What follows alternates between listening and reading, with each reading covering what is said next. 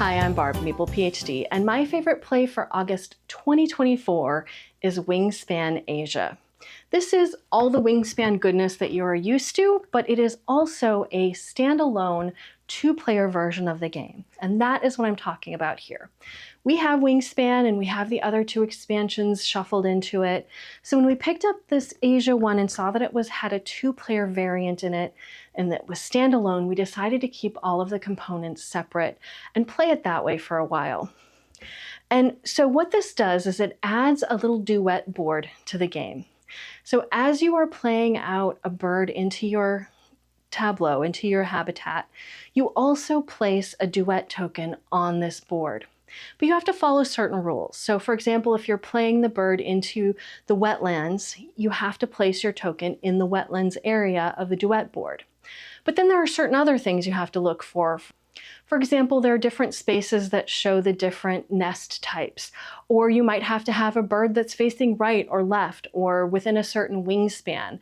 And so you're looking at this board and trying to plan ahead for where you can play in order to create a large connected region of your pieces. That's because this is going to add to your score at the end of the game. If you're like me, you are going to forget about that duet board for most of the game and then panic at the end and realize you are not making a lot of points off of it. And if you are my spouse, you are going to be the exact opposite, doing your little hardest on this board and getting a bunch of points at the end of the game.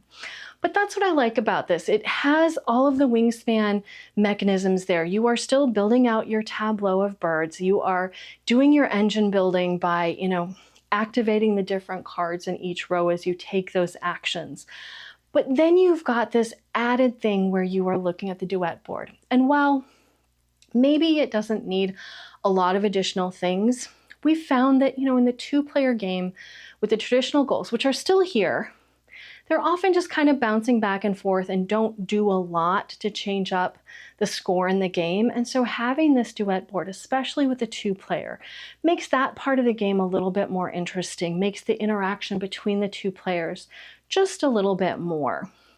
And so I've really been enjoying our plays of this. I'm hoping that we keep them separated for a while longer, and maybe we'll never shuffle these into the base game because honestly, there are a lot of cards in that game as it is, and I'm enjoying this all by itself. So anyway, that is my favorite for August.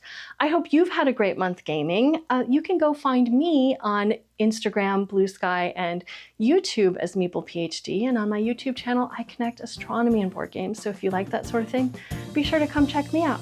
Otherwise, I will see you next time.